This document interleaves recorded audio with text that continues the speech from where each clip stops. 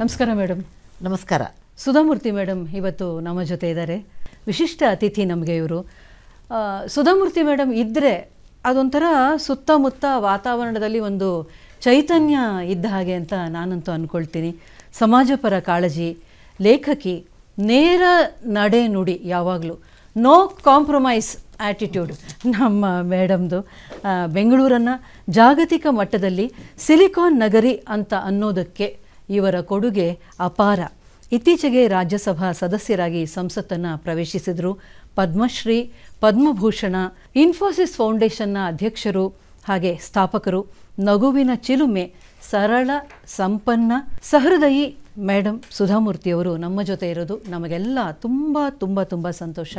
ಎಲ್ಲರ ಪರವಾಗಿ ಇವತ್ತು ನಮ್ಮ ಜೊತೆ ಇದ್ದಾರೆ ನಮ್ಮ ಆಕಾಶವಾಣಿಯ ಡೆಪ್ಯೂಟಿ ಡೈರೆಕ್ಟರ್ ಜನರಲ್ ದಕ್ಷಿಣ ವಲಯ ಮಿಸ್ಟರ್ ಭಾಗ್ಯವಾನ್ ಸರ್ ಅವರು. ಹಾಗೆ ನಮ್ಮ ಜೊತೆ ತಾಂತ್ರಿಕ ವಿಭಾಗದ deputy director general KP Sanjeev ಅವರು ಇದ್ದಾರೆ. ಮತ್ತು ಸಿದ್ಧಲಿಂಗಯ್ಯ ಅವರು ಸಹಾಯಕ ತಾಂತ್ರಿಕ ನಿರ್ದೇಶಕರು ಅವರಿದ್ದಾರೆ. ನಮ್ಮ ಆಕಾಶವಾಣಿಯ ಕಾರ್ಯಕ್ರಮ ವಿಭಾಗದ ಮುಖ್ಯಸ್ಥರಾದ ಡಾಕ್ಟರ್ AS ಶಂಕರನಾರಾಯಣ ಅವರಿದ್ದಾರೆ. ಹಾಗೆ ನಮ್ಮ ತಂಡ, ಇದಕ್ಕಾಗಿ ನಾವು ಸುಮಾರು 1 ಗಂಟೆಯಿಂದ ತಯಾರಾಗ್ತಾ ಇದ್ದೀವಿ. ಮೇಡಮ್ ಬರ್ತಾರೆ ಅಂತ ಕಾಯ್ತಾ ಇದ್ದೀವಿ. ನಮ್ಮ ತಂಡ ಜಾಂಪಣ್ಣ ಆಶಿಹಾಳ್ ಅವರು, ಆಶಿಮಾ ಮೆಹ್ಲಾವತ್, G ಮೋಹನ್ ರಾಜ್, N ಮುನಿರಾಜ್, ಜಗನ್ನಾಥ್, ಚಂದ್ರಕಲಾ, ಮಾರುತಿ, ಲೋಕಾಭಿರಾಮನ್, ಮನು, ಸಂಜೀವ್ ಕುಮಾರ್, ಗಣೇಶ್ ನಾಯಕ್, ಆಕಾಶವಾಣಿ ಮತ್ತು ದೂರದರ್ಶನ ತಂಡ ನಾವೆಲ್ಲ ಇದ್ದೀವಿ. ನಾನು BK ಸುಮತಿ, ಉದ್ಘೋಷಕಿ, ಆಕಾಶವಾಣಿ ಬೆಂಗಳೂರು. ನಿಮಗೆ ನಮ್ಮೆಲ್ಲರ ಪರವಾಗಿ, ಕೇಳುಗರ ಪರವಾಗಿ ಹಾರ್ದಿಕ ಸ್ವಾಗತವನ್ನು ಬಯಸ್ತಾ ಇದ್ದೀನಿ. ನಮಸ್ಕಾರ ಮೇಡಮ್. ಎಲ್ರಿಗೂ ನಮಸ್ಕಾರ. ನಿಮ್ಮ ಆಕಾಶವಾಣಿಯ ನಂಟು ಬಹಳ. ಆಕಾಶವಾಣಿ ಅಂದ ತಕ್ಷಣ ನಿಮಗೆ ಏನು ನೆನಪಾಗುತ್ತೆ, ಏನು ಬರುತ್ತೆ ಮನಸ್ಸಿಗೆ? ಮೊದಲು ನಿಮಗೆಲ್ಲರಿಗೂ ಶುಭಾಶಯ. 90 ವರ್ಷ ಅಂದರೆ ಸಾಮಾನ್ಯವಲ್ಲ, 100ಕ್ಕೆ 10 ಕಡಿಮೆ. ಅಂದರೆ ಇನ್ನು 10 ವರ್ಷದಲ್ಲಿ ಒಂದು ಶತಮಾನವನ್ನು ದಾಟ್ತೀರ ನೀವು. ಅದಕ್ಕೆ ಆಕಾಶವಾಣಿ ಈ ಶತಮಾನದಲ್ಲಿ ಬೇಕಾದಷ್ಟು ಕೆಲಸ ಮಾಡಿದೆ. ಅದಕ್ಕೆ ಎಲ್ಲ ಸಿಬ್ಬಂದಿ ವರ್ಗದವ್ರಿಗೆ ನನ್ನ ವೈಯಕ್ತಿಕ ಶುಭಾಶಯಗಳು ಮತ್ತು ಆಕಾಶವಾಣಿಗೆ ನಮ್ಮೆಲ್ಲರ ಪರವಾಗಿಯೂ ಶುಭಾಶಯ ಹೇಳ್ತೀನಿ. ನಾವು ಚಿಕ್ಕವರಿದ್ದಾಗ ನಮ್ಮ ಊರಲ್ಲಿ ಎಂಟರ್ಟೈನ್ಮೆಂಟು ಅಂದರೆ ಬರೀ ರೇಡಿಯೋ ಮಾತ್ರ. ಆಕಾಶವಾಣಿಗೆ ನನಗೆ ಅನೇಕ ರೀತಿಯಿಂದ ನಂಟಿದೆ. ಮೊದಲನೇದು ಹೇಳ್ತೀನಿ, ನಾನು ಆಕಾಶವಾಣಿ ಹೇಗೆ ಶುರುವಾಯಿತು ಅಂತ ನನಗೆ ಗೊತ್ತು. ಈಗಿನ ಮಕ್ಕಳಿಗೆ ರೇಡಿಯೋ ಅಂದರೆ ಅಷ್ಟು FM ಈ ಥರ ಬೇಕಾದಷ್ಟು ಬಂದಿದೆ. ನಾನು 1950ರಲ್ಲಿ ಹುಟ್ಟಿದಾಗ ನಮಗೆ ಒಂದೇ ಸೋರ್ಸ್ ಆಫ್ ಎಂಟರ್ಟೈನ್ಮೆಂಟು, ಮನೋರಂಜನೆ ಮತ್ತು ಜ್ಞಾನಾರ್ಜನೆ ಎಲ್ಲ ನಮಗೆ ಸಿಗೋದು ಕೇವಲ ಆಕಾಶವಾಣಿಯಿಂದ ಸಿಗ್ತಿತ್ತು. ಇಷ್ಟು ಮೊದಲನೇದು. ಎರಡನೇದು, ಆಕಾಶವಾಣಿಯಿಂದ ನಾವು ಒಂಥರ ದಾರಿ ಕಾಯ್ತಿದ್ವಿ. ಗಿಳಿವಿಂಡು ಅಂತ ಒಂದು ಪ್ರೋಗ್ರಾಮ್ ಬರೋದು, ಮಕ್ಕಳ ಕ್ರಮ, ಗಿಳಿವಿಂಡು ಬಂತು ಅಂತ ಅದು ಮಾಡ್ತಿದ್ವಿ. ಆಮೇಲೆ ಬಿನಾಕಾ ಗೀತಮಾಲಾ ಅಂತ ಅದು ಸಿಲೋನ್ನಿಂದ ಪ್ರಚಾರ ಆಗ್ತಿತ್ತು. ಟಾಪ್ 10 15 ಹಾಡು, ಅದು ಹಿಂದಿ ಹಾಡುಗಳು. ಅಮೀನ್ ಸಯಾನಿ ಬಹಳ ಚೆನ್ನಾಗಿ, ಅಮೀನ್ ಸಯಾನಿ ನನಗಿನ್ನೂ ಕಿವಿಯಲ್ಲಿ ಕಟ್ಟಿದೆ ಅವ್ರು ಹೇಗೆ ಮಾತಾಡ್ತಿದ್ರು ಅಂತ. ಅದನ್ನು ನಮ್ಮ ದೊಡ್ಡಮ್ಮ ಚಿಕ್ಕಪ್ಪನ ಮಕ್ಕಳು ಅಂದರೆ ನಮಗಿಂತ ದೊಡ್ಡವರಾದವರು, ಟೀನೇಜ್ ಹುಡುಗಿಯರು ಅದಕ್ಕೆ ವೇಟ್ ಮಾಡ್ತಾಯಿದ್ರು. ನಾವು ಗಿಳಿವಿಂಡು ವೇಟ್ ಮಾಡ್ತಾಯಿದ್ವಿ. ನಮ್ಮ ತಂದೆ ಏಜಿನವರೆಲ್ಲರೂ ವಾರ್ತೆಗಳಿಗೆ ವೇಟ್ ಮಾಡ್ತಾಯಿದ್ರು. ಸೊ ಒಂದೇ ಮನೆಯಲ್ಲಿ ಒಂದೇ ರೇಡಿಯೋ ಇರೋದ್ರಿಂದ ಎಲ್ಲರದಕ್ಕೆ ನಾವು ಹೊಡೆದಾಡ್ತಿದ್ವಿ, ನನ್ನ ಟೈಮು ಅಂತ. ನಾವು ರೇಡಿಯೋ ಇರೋದಕ್ಕಿಂತ ಹೆಚ್ಚು ನಾವು ಬಾನುಲಿ ಅಂತಿದ್ವಿ. ಅಂದರೆ ನಮ್ಮ ತಾತ ನಮ್ಮ ತಾಯಿಯೆಲ್ಲ ಕನ್ನಡ ಪ್ರೇಮಿಗಳಿದ್ದರು, ಸ್ಕೂಲ್ನಲ್ಲಿ ಟೀಚರ್ಸು ಇದ್ದರು. ಸೊ ಆದಷ್ಟು ಮನೆಯಲ್ಲಿ ಶುದ್ಧ ಕನ್ನಡ ಉಪಯೋಗಿಸ್ಬೇಕು, ಬಾನಿನಲ್ಲಿ ಒಲಿಯುವುದು, ಬಾನಿನಲ್ಲಿ ಮಾತಾಡುವುದೇ ಬಾನುಲಿ ಅಂತ. ಅದಕ್ಕೆ ನಾವು ಈಗ ರೇಡಿಯೋ ಅಂತೀವಿ, ಆವಾಗ ಬಾನುಲಿ ಅಂತಿದ್ವಿ. ಇನ್ನೊಂದು ನನಗೆ ಆಕಾಶವಾಣಿ ಇತ್ತೀಚಿನ ನೆಂಟೆಂದರೆ ಈ ಶಬ್ದ, ಈ ವರ್ಡ್ ಆಕಾಶವಾಣಿ ಅಂತ ಕರೆದವರು ದಿವಂಗತ ಗೋಪಾಲಸ್ವಾಮಿ ಅವರು ಮೈಸೂರಿನವರು. ಅವರ ಮಗನ ಮಗಳು ಪ್ರಿಯಾ ಅಂತ ಇದ್ಲು ನನ್ನ ಹತ್ರ, ಪ್ರಿಯಾ ಪ್ರೇಮ್ ಕುಮಾರ್ ಅಂತ. ಅವರ ಮಗ ಪ್ರೇಮ್ ಕುಮಾರ್, ಅವರ ಮಗಳು ಪ್ರಿಯಾ ಅಂತ. ಅವಳು ನನ್ನ ವಿದ್ಯಾರ್ಥಿನಿಯಾಗಿದ್ಲು, ನಾನು ಕಾಲೇಜಲ್ಲಿ ಕಲಿಸ್ತಿರ್ಬೇಕಾದ್ರೆ. ಅವಳು ಹೇಳ್ತಾ ಇದ್ಲು ಅದನ್ನು ಅವ್ರು ಹೇಗೆ ಕಂಡು ಹಿಡಿದ್ರು, ಅವ್ರು ಹೇಗೆ ಹೆಸರು ಕೊಟ್ಟರು ಅಂತ. ಹೀಗಾಗಿ ನನಗೆ ಎಲ್ಲಿ ನೋಡಿದ್ರು ಆಕಾಶವಾಣಿ ಅಂದಾಗ ನನಗೆ ನೆನಪಾಗುತ್ತೆ ನಮ್ಮ ಕನ್ನಡದವರು, ಇದನ್ನೊಂದು ನಮ್ಮ ಮೈಸೂರಿನವರು, ನಮ್ಮ ಕನ್ನಡದವರು ಈ ಒಂದು ಸುಂದರವಾದ ಶಬ್ದವನ್ನು, ಆಕಾಶವಾಣಿಯನ್ನು ಭಾರತ ಆದ್ಯಂತ ಕೊಟ್ಟಿದ್ದಾರೆ ಅಂತ ಹೆಮ್ಮೆ ಗರ್ವ ಅನ್ನಿಸ್ತದೆ. ಆಲ್ ಇಂಡಿಯಾ ರೇಡಿಯೋ ಅಂತ ನಾವು ಹೇಳ್ತಾ ಇದ್ವಿ. ಈಗ ನಮ್ಮ ಪ್ರಸಾರ ಭಾರತೀಯ ಸೂಚನೆಯ ಪ್ರಕಾರ ನಮ್ಮ ಈ ಇಡೀ ಆಲ್ ಇಂಡಿಯಾ ರೇಡಿಯೋ ಆಕಾಶವಾಣಿ ಅಂತಲೇ ನಮ್ಮ ಬ್ರ್ಯಾಂಡ್ ನೇಮ್ ಆಗಬೇಕು ಅಂತ ಇತ್ತೀಚೆಗೆ ನಾವು ಅದನ್ನು ಬದಲಾಯಿಸಿದ್ದೀವಿ ಕೂಡ. ಹಾಗಾಗಿ ಕನ್ನಡಿಗರು ಕೊಟ್ಟ ಶಬ್ದ ಆಕಾಶವಾಣಿ ಇವತ್ತು ವಿಶ್ವದಾದ್ಯಂತ ಆ ಒಂದು ಬ್ರ್ಯಾಂಡ್ ಆಗಿದೆ ಅಂತ ನಾವು ಹೇಳ್ಬೋದು. ಆಕಾಶವಾಣಿ ಸ್ಟುಡಿಯೋಗಳಿಗೆ ನೀವು ಹಲವಾರು ಸಾರಿ ಬಂದಿದ್ದೀರಿ. ಅದು ಬೇರೆ ಬೇರೆ ರಾಜ್ಯಗಳಲ್ಲೂ ನೀವು ಕಾರ್ಯಕ್ರಮಗಳನ್ನು ಕೊಟ್ಟಿದ್ದೀರಿ. ಮತ್ತು ನಮ್ಮ ಸ್ಟುಡಿಯೋಗೇ ವಿವಿಧ ಭಾರತಿಯಲ್ಲಿ ನೀವು ಹಾಡುಗಳ ಕಾರ್ಯಕ್ರಮನ ನಡೆಸ್ಕೊಟ್ಟಿದ್ದೀರಿ. ಸ್ಟುಡಿಯೋಗೆ ಬಂದ ತಕ್ಷಣ ನಿಮಗೆ ಏನು ಅನಿಸುತ್ತೆ, ಏನು ಭಾವಗಳು ಬರ್ತವೆ? ಬಹಳ ಚಿಕ್ಕವಳು ಇದ್ದಾಗ ನನಗೆ ಮೊಸಕಾದ ನೆನಪು, ಈ ಗಿಳಿವಿಂಡಿನಲ್ಲಿ ಮಕ್ಕಳನ್ನ ಕರಿತಾ ಇದ್ರು. ಆವಾಗ ಗಿಳಿವಿಂಡಿಗೆ ಹೋಗೋಣ ಅಂತ ಎಲ್ಲರೂ ನಾವು ಆಗ್ತಿದ್ದೆ. ಅದು ಪಾಪ ಅವರು ನಂಬರ್ ಆಫ್ ಚಿಲ್ಡ್ರನ್ ತೊಗೊಳ್ಳೋದು ರಿಸ್ಟ್ರಿಕ್ಷನ್ ಇರ್ತಿತ್ತು. ಹೀಗಾಗಿ ನನಗೆ ವೇಗಾಗಿ ನೆನಪು ಫಸ್ಟ್ ಟೈಮ್ ನಾನು ಗಿಳಿವಿಂಡಿನಲ್ಲಿ ಹೋಗಿದ್ದು ಅಂತ. ಆಮೇಲೆ ಹೆದರಿಕೆ ಆಗ್ಬಿಡ್ತು ಅವಾಗ ನಮ್ಗೆ, ಯಾಕೆಂದರೆ ನಾವು ಏನು ಮಾತಾಡಿದ ತಕ್ಷಣ ಹೊರಗೆ ಬರುತ್ತಿದ್ದು ಬಾಲ್ಯದಲ್ಲಿ ಗೊತ್ತಿರೋದಿಲ್ಲ ಅಂತ. ನಾನು ಸುಮಾರು 18-19ನೇ ವಯಸ್ಸಿಗೆ ನಮ್ಮ ಮೊದಲ ಬಾರಿಗೆ ಆಕಾಶವಾಣಿಗೆ ಹೋಗಿದ್ದು ನೆನಪಿತ್ತು, ಅಂದರೆ ಚೆನ್ನಾಗಿ ನೆನಪಿರೋದು. ಗಾಂಧಿಯವರು ಸತ್ತ ಮೇಲೆ, ತೀರಿಕೊಂಡ ಮೇಲೆ ಹುಟ್ಟಿದ ಮಕ್ಕಳಿಗೆ ಗಾಂಧಿ ಎಂದರೇನು ಅಂತ ಒಂದು ಪ್ರೋಗ್ರಾಮ್ ಇತ್ತು. ಅದು 1869 ಅವರು ಹುಟ್ಟಿದ್ದು. ಇದು ಪ್ರೋಗ್ರಾಮ್ ಮಾಡಿದ್ದು 1969. ಆವಾಗ ನಾನು ನನ್ನ ದೃಷ್ಟಿಯಲ್ಲಿ ಗಾಂಧಿ ಅಂದರೆ ಗಾಂಧಿಯವ್ರು ತೀರ್ಕೊಂಡ ಮೇಲೆ ಹುಟ್ಟಿದವ್ರಿಗೆ ಗಾಂಧಿಯ ಬಗ್ಗೆ ಏನು ಅನಿಸುತ್ತೆ ಅಂತ ಅದು ನಾನು ಮಾತಾಡಿದ್ದು ನನಗೆ ಸ್ಪಷ್ಟವಾಗಿ ನೆನಪು. ಧಾರವಾಡ ಆಕಾಶವಾಣಿ ಹುಟ್ಟಿದ್ದು ಯಾವಾಗ ಗೊತ್ತಾ? ಇಲ್ಲ, ನೀವು ಹುಟ್ಟಿದಾಗ್ಲೇನೆ 1950. ಹೌದು, ಹಂಗಾರೆ ಅದಕ್ಕೆ 75 ವರ್ಷ ಆಗುತ್ತೆ. ಹೌದು. ಅದು ಧಾರವಾಡ ಆಕಾಶವಾಣಿ ಜನವರಿ, ನೀವು ಆಗಸ್ಟ್. ಹೌದೌದು, ಎಲ್ಲರನ್ನು ಬೈಪಾಟ್ ಮಾಡಿಬಿಟ್ಟಿದ್ದಾರೆ. ಆಮೇಲೆ ಶಿಗ್ಗಾವಿಯಲ್ಲಿ ನೀವು ರೇಡಿಯೋ ಕೇಳ್ತಾ ಇದ್ದಿದ್ದು, ಗ್ರಾಮದಲ್ಲಿ ಎಲ್ಲರೂ ಒಟ್ಟಿಗೆ ಒಂದು ರೇಡಿಯೋ ಇಟ್ಟು ಎಲ್ಲರೂ ಕೇಳುವಂಥದ್ದು, ಆ ಥರದ್ದೆಲ್ಲ ನೀವು ಕಂಡಿದ್ದೀರಾ ಯಾವಾಗಲಾರು? ಅಲ್ಲ, ಆ ಥರ ಅನೇಕ ಹಳ್ಳಿಯಲ್ಲಿ ಕಂಡಿದ್ದೀನಿ. ಒಂದು ಅಶ್ವತ್ಥ ಕಟ್ಟೆ ಇರುತ್ತೆ, ಅದರ ಮೇಲೆ ಬ್ಯಾಟ್ರಿ ಹಾಕಿ, ದಪ್ಪ ಬ್ಯಾಟ್ರಿ ಇರೋದು ಅವಾಗ ಹಾಕಿ ರೇಡಿಯೋದವರು ಸುತ್ತಲೂ ಎಲ್ಲ ಜನ ಕೂತ್ಕೊಂಡು ಕೇಳೋರು. ಅದರೊಳಗೆ ಬೇಕಾದಷ್ಟು ಪ್ರೋಗ್ರಾಮ್ ಇರ್ತಿದ್ದು. ಹಳ್ಳಿಗರಿಗಾಗಿ ಕೆಲವೊಂದು ಪ್ರೋಗ್ರಾಮ್ ಇರೋದು, ನಾಟಕ ಇರೋದು ಅವಾಗ. ಹೌದು, ಯಮುನಾ ಮೂರ್ತಿಯವರು ಅನೇಕ ನಾಟಕನ ಅಲ್ಲಿ ಕೇಳಿದ್ದೀನಿ, ಅದು ನೆನಪು. ಆಮೇಲೆ ನಿಮ್ಮ ವರದಿಗಾರ್ತಿ ನಾಗಮಣಿ ಎಸ್ ರಾವ್ ಅವ್ರದ್ದು ಕೇಳಿದ್ದೀನಿ.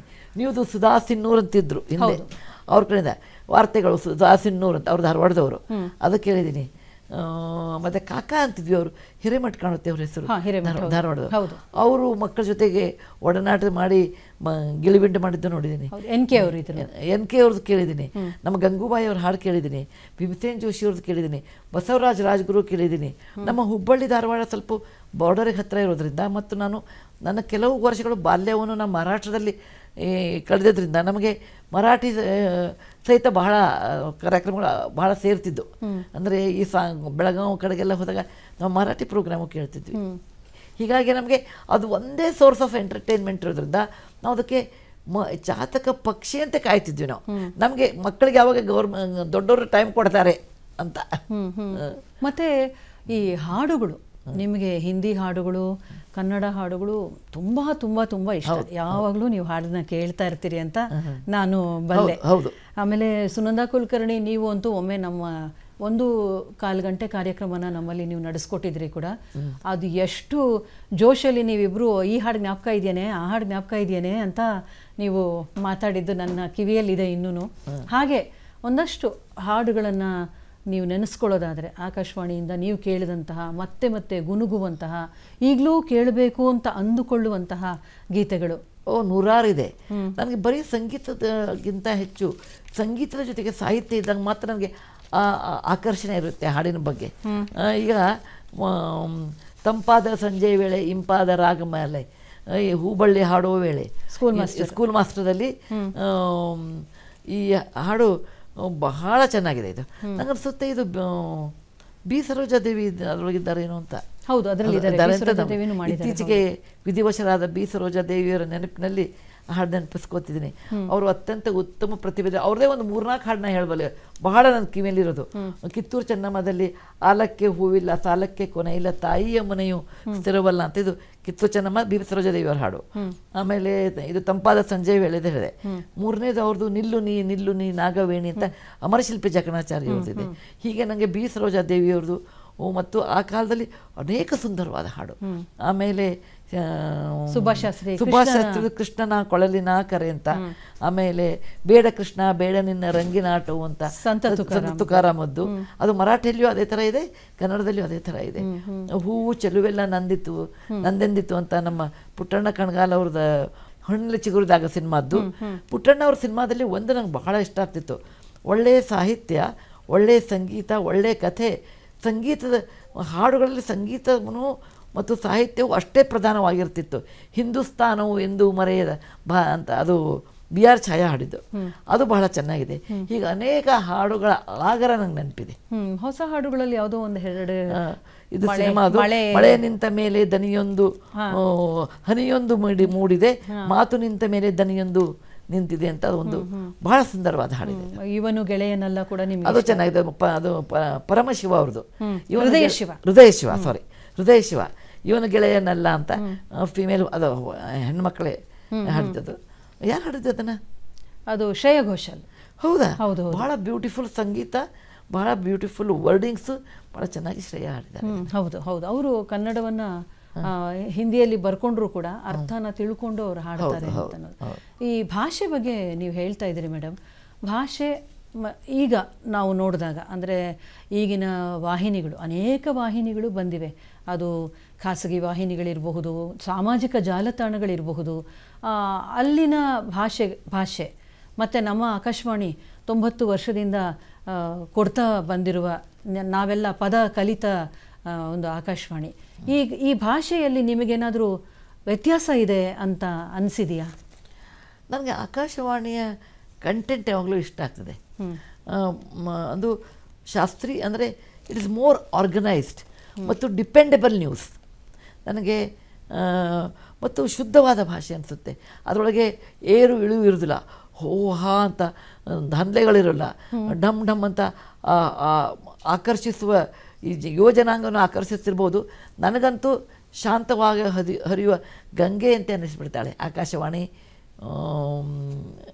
ಭಾರತದ್ದು ಯಾವುದೇ ಊರಲ್ಲಿರ್ಬೋದು, ಅವಳು ಒಂದು ಶಾಂತವಾಗಿ ಹರಿಯುವ, ಜನರಿಗೆ ಉಪಕಾರ ಮಾಡುವ ಗಂಗೆ ಅವಳು. ಆದರೆ ಇತ್ತೀಚಿನ ಬೇರೆ ಬೇರೆ ವಿಚಾರದಲ್ಲಿ ಬರುವ ಇತರ ವಾಹಿನಿಗಳು ನನಗೆ ಧುಮುಕುವ ಜಲಪಾತ ಅನ್ನಿಸುತ್ತೆ.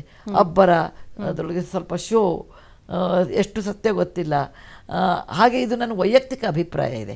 ಹೀಗಾಗಿ ನಾನು ಮೋರ್ ಡಿಪೆಂಡೆಬಲ್ ಮತ್ತು ಶಾಂತವಾಗಿರುವ, ಯಾವುದೇ ಆಡಂಬರಗಳಿಲ್ಲದೆ ಸುದ್ದಿಯನ್ನು ನೇರವಾಗಿ ಮುಟ್ಟಿಸುವ, ಅದಕ್ಕೆ ಉಪ್ಪು ಖಾರ ಹಚ್ಚಿ ಮಸಾಲೆ ಹಾಕಿ ಆಕರ್ಷಿಸುವುದಕ್ಕಿಂತ ಸತ್ಯವನ್ನೇ ಹೇಳಿ ಸತ್ಯವನ್ನೇ ಆಕರ್ಷಿಸುವಂಥ ಒಂದು ಉತ್ತಮವಾದ ವಾಹಿನಿ ಅಂತ ಹೇಳಕ್ಕೆ ಬಯಸ್ತೇನೆ ನಾನು. ತುಂಬ ಖುಷಿಯಾಗುತ್ತೆ ಮೇಡಮ್ ನಿಮ್ಮಿಂದ ಈ ಮಾತನ್ನು ಕೇಳೋಕ್ಕೆ.